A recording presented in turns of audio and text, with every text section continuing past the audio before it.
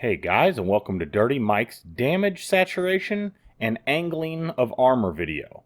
I'm going to try to show you some very kind of beginner basics of what armor angling and armor pen values are in World of Warships, along with kind of a beginner's look at what damage saturation is, ricochet chances, things like that. Something that will really help you get started and maybe get you interested in looking up some of the more advanced techniques in the game. For this video, I plan on using the Pensacola for the most part and referencing it.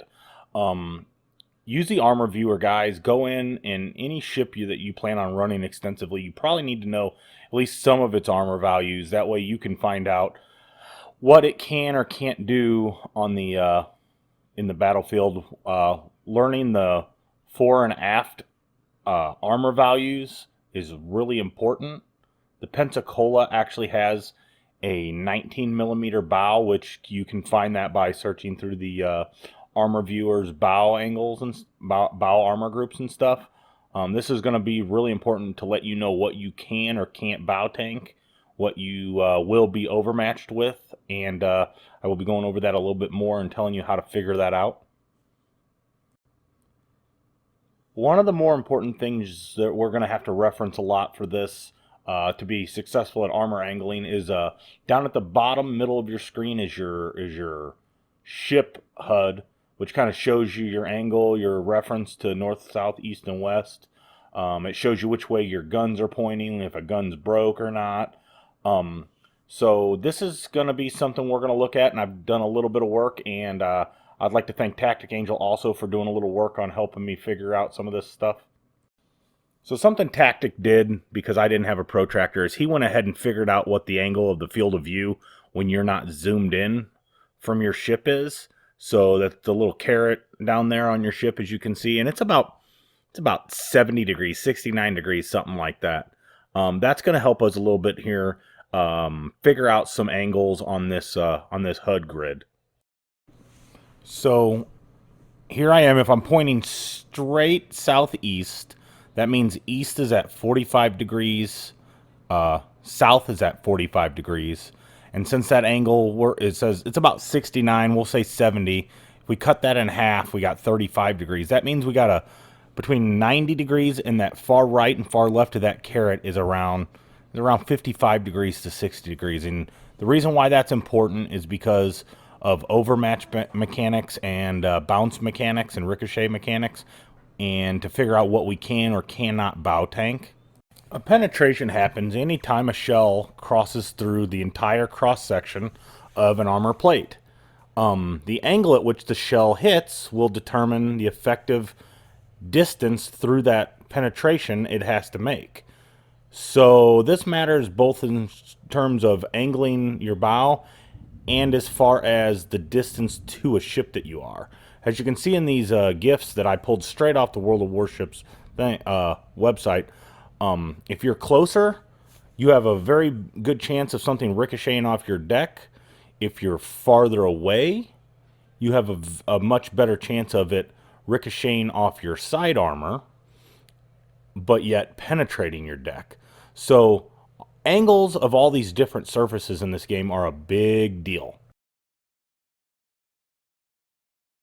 When it comes to our Pensacola here, she has a 19 millimeter bow, which means anything with a 271 millimeter gun or under you have a chance to bounce if you can get within that 90 to 60 degree angle on them. Between 60 and 45, you have a chance to ricochet, but it's not guaranteed, and past 45 to 0, you're not going to bounce anything. Which means as far as destroyers and cruisers, the only thing you have to worry about is a Graf Spee, because I think it has 283s. As far as battleships goes, anything in 4, 5, or 6 is going to overmatch your bow. And the reason that's important, we will talk about right next, and that is the fact that if you overmatch something, there's no amount of angling that will help. So if you go into the armor viewer, figure out what your bow armor is, multiply that number by 14.3. Anything that is that number or above will automatically go straight through your armor no matter what angle you're at. But that does definitely matter, because the second that AP round contacts your armor, it starts a timer for when it's going to explode.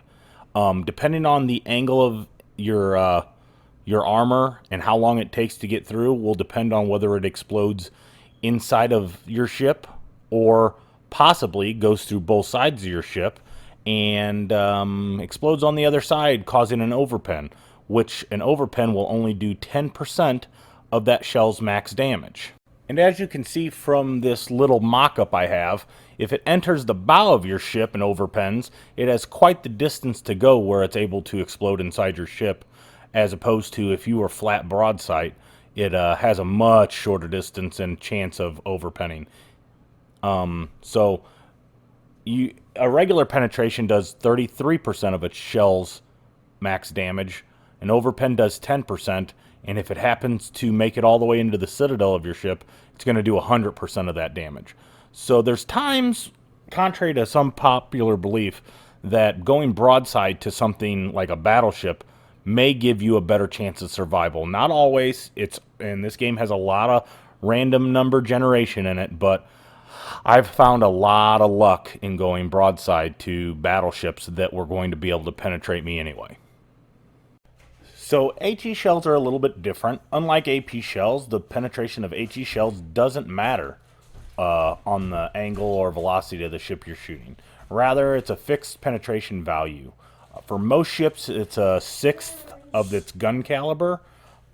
There's slightly different ones for British and German cruisers, Japanese ships. This quote is directly off the wiki, so Wargaming, so some of it's based on World of Warships PC, but it's still the same. So for these American 203s on the Pensacola, it can penetrate up to a 34 millimeter bow. So the HE's pretty darn good, and since it doesn't matter on the thickness, it's gonna penetrate a lot of things. The difference is when even if it doesn't penetrate and it shatters, HE still has a chance to start the fire no matter what. So HE's pretty good for things that are angling well or something that you can't penetrate from the front.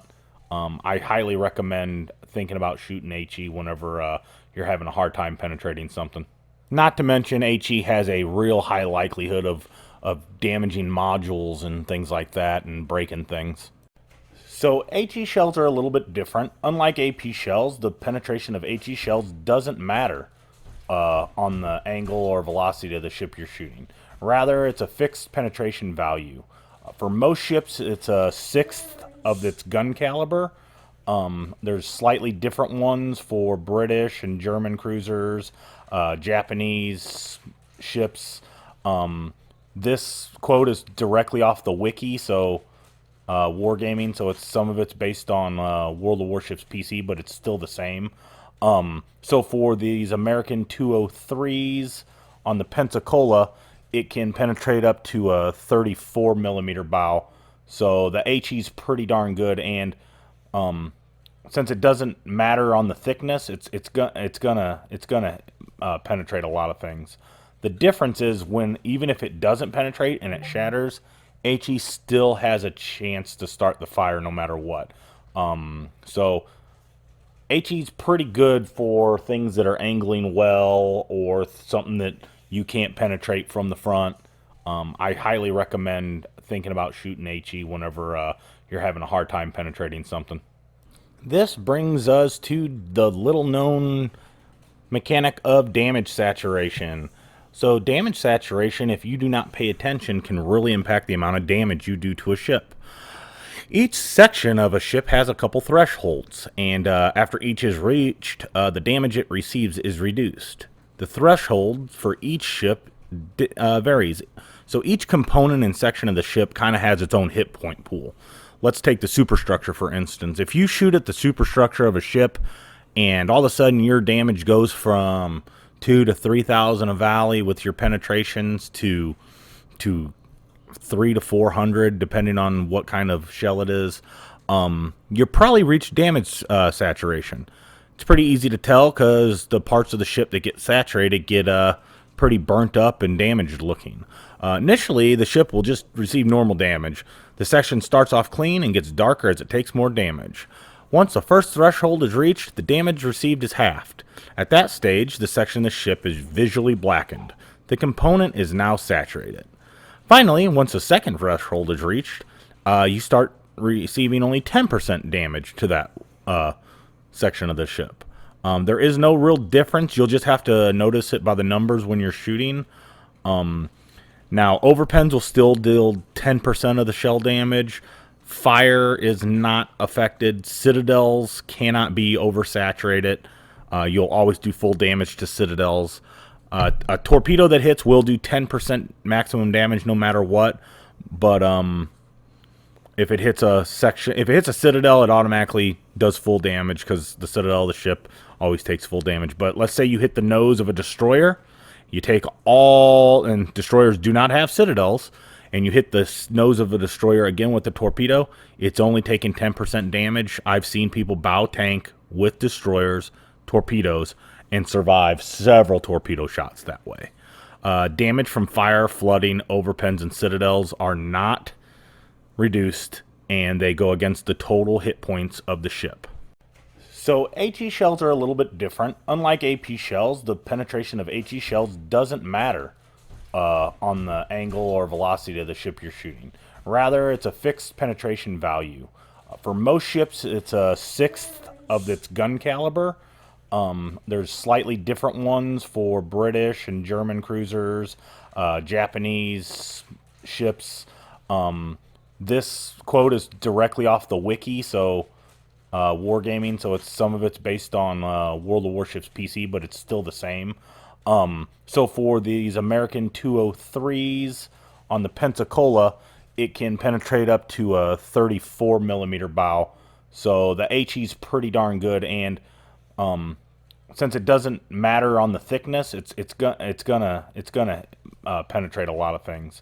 The difference is even if it doesn't penetrate and it shatters, HE still has a chance to start the fire no matter what. So HE's pretty good for things that are angling well or something that you can't penetrate from the front. I highly recommend thinking about shooting HE whenever you're having a hard time penetrating something. Here's a little view of a ship that has quite a bit of damage saturation going on. Any shots to the bow of this ship, the superstructure to the ship, and the stern of this ship are going to cause less damage than they should cause. Alright, here's a good video on angling and shot placement and how this works. So I got an Emil, a Furtaka, and a Emerald coming at me. I shoot at this Emerald who turns a little bit too broadside. Had a little bit of an angle there and allowed my shells to arm and explode in the Citadel. He kind of stays broadside, which I thought, okay, I'm going to overpen, but I do overpen. 5 of them. See, look at that. 5 overpens. When you think, oh, he's broadside, I'm just going to take him out. No, that's not kind of how it works. Now, he does a thing here, this Emil, they're notorious for overpens, but as he's got a little bit angle, I get some good pens. 6,000 damage, only 1 overpen. The Emil turns, and I don't think he's completely flat broadside whenever I let loose these guns, and I think my rear guns actually travel through enough to get another Citadel there. I tried to be cheeky and get some more over the islands, but I'm just too close. Now it's time for the Emil, and here you're going to see that magic armor once again, where I think, okay, I got this guy dead to rights, but once again, that lack of armor allows me to shoot straight through his ship with a shell, or 4 shells, doing almost no damage, and letting him live for a few more seconds. I decided this Emerald is going to give me enough angle that I'm just going to pop him, and he gone. He still ricocheted 1, and I overpenned a little bit. But once again with the Emil, finally get a 3 overpens, and the 10% was enough to do something. All right, this clip is here to show you what happens when you shoot the bow tanking ship whenever it has the good angle. Watch this. There's one pen and 3 ricochets. Wasn't really very ideal. I hit this island, so now I'm in trouble. I decide, you know what? I'm going to shoot this Devonshire. He's got some angle. No, Dallas is dead. That's why I decided to shoot the Devonshire. Well, he gets some angle to him. He gets 5 shatters, or ricochets. So that's not good. Now he's really well angled. These bots tend to actually angle pretty well whenever they're approaching somebody. Thank God someone else took him out. So if you found this video useful, hit the like button, subscribe, follow me on Fat Guy Gaming on both YouTube and Facebook. I am on Twitch also, Dirtymike D. So go ahead and stop on by.